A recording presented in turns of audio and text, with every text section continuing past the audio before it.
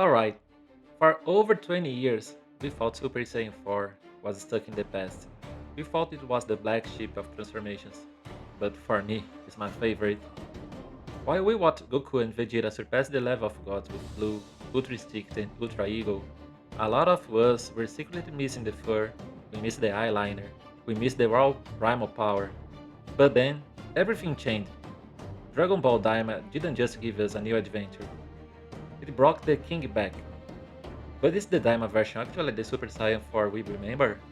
Or is it something completely new? Today, we are settling this. GT versus Daima. Which one is the true king? If you were a GT fan back in the day, you know exactly how it felt to defend this series. People hated on the plot. They hated on the Vegeta's mustache. But almost nobody hated Super Saiyan 4. It was the one thing everyone agreed was perfection. And now, in 2024, we have Dragon Ball Daima. The contest is totally different. In GT, Goku was turning into a child by the Black Star's Dragon Ball. In Daima, it's King Goma using the Dragon Balls to turn everyone into kids because he was afraid of them. So we have two tiny Gokus, two different timelines, and two versions of the most aggressive transformation in the franchise history. Today we are breaking this down into 4 rounds. We are looking at the region, how they unlock it, the design, how they look side by side, the combat style, how they actually throw hands, and finally the vibe. What these forms represent for the story. Because when you really stop and look at this comparison, it's kind of crazy, right? So let's dive in. Let's start with how the beasts wake up. And we have to start with GT. The origin of Super Saiyan 4 in GT is probably one of the most emotional build-ups in Dragon Ball history. Plain and simple. Goku is getting absolutely wrecked by baby Vegeta. He's tiny, he's weak, and he's desperate. He looks at the full Earth instead of full moon, and he snaps. He transforms into the Golden Great Ape, and he's just a power up. It's a disaster. He loses his mind, he's destroyed everything. He doesn't recognize his friends or his family.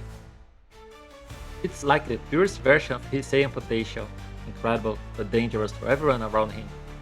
But then, Pain steps in. This scene still gives me chills. If this scene meant something to you growing up, hit the like button, because it tells me I'm not the only one. Pan shows up, she's crying, she's begging her grandpa to come back. And that's the key. GT Super Saiyan 4 is born from control. It's Goku taking that insane, destructive Great Ape power and condensing through the power of human emotion. He regains his consciousness, he calms the beast, and then the Wrathful appears. Now look at Daima. The setup is completely different. Goku is mini, or kid again. He's fighting through the demon realm. He's up against King Goma, but here, the trigger feels less about the emotional breakdown and more about magical intervention and inspiration. In Daima, we have Neva, the ancient Namekian with crazy magic abilities. The transformation here seems to bypass the traditional moon to ape to human cycle we saw in GT. Neva's influence combined with the unique atmosphere of the demon realm acts as catalyst. It's interesting because in GT the farm felt like a savior moment.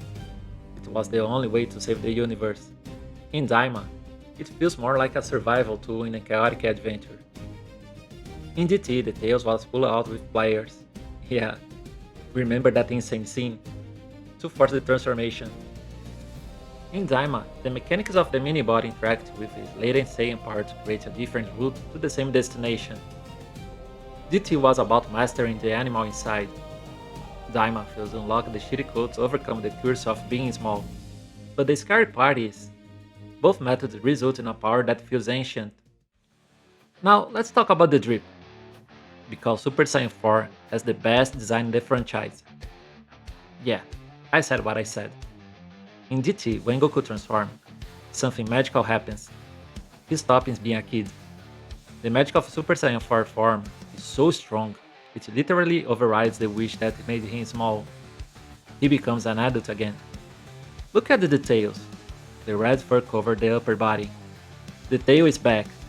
The hair is wild, black, and flows down his back. It's not gold, which was a huge risk for the designers back then. But it paid off. And the eyes. The yellow eyes with the red eyeliner. He looks dangerous. He looks like he's not here to play games. His voice drops down. He sounds like a warrior who had seen everything. Now look at Daima. Because of the nature of the mini wish from Goma, when Goku goes Super Saiyan 4 here, he stays mini. He's a compact powerhouse. The design kills all there. He still have the iconic hair, the fur, the tail, but the proportions give off a totally different energy. In DT, he looks imposing, like a wall you couldn't move. In Daima, he looks like a wild child, a feral kid. The mini aspect makes the head slightly larger in proportion to the body, which actually emphasizes the wild hair even more. It makes him look more like a classic Japanese yokai, or demon, fitting perfectly with the demon realm setting of Daima. In DT, the clothes magically adjusted. He gets those yellow pants. In Daima, the outfit's more consistent with his adventure gear. But here are the things that divide fans. Some people love the GT made him an adult again. It felt like Goku is back. See him stay small in Daima might feel like a downgrade to some of you. But when you see him move, you realize the size doesn't matter. The intensity is exactly the same. This is where things get really interesting. How do they fight? Let's look at the tape. GT Super Saiyan 4 was a tank. When he first fought Baby Vegeta, he didn't dodge. He just stood there.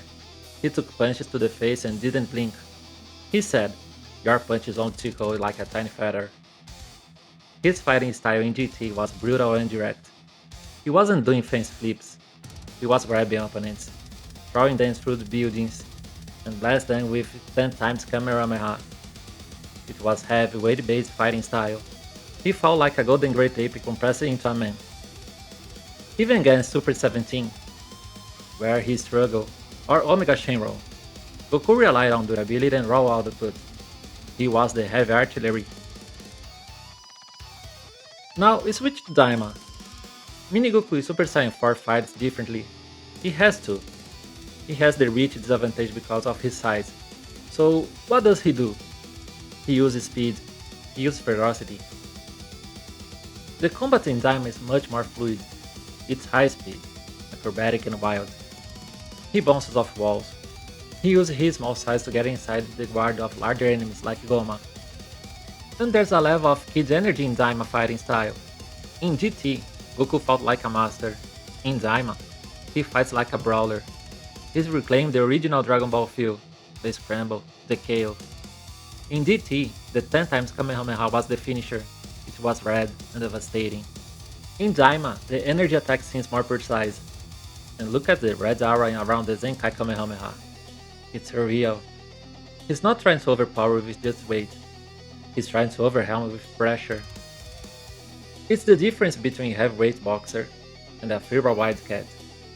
Both are deadly. But if I had to pick one back me in a bar fight, I must still lean toward GT version. Just for the intimidation factor. The stare alone ended fights. Finally, let's talk about the vibe, the aura.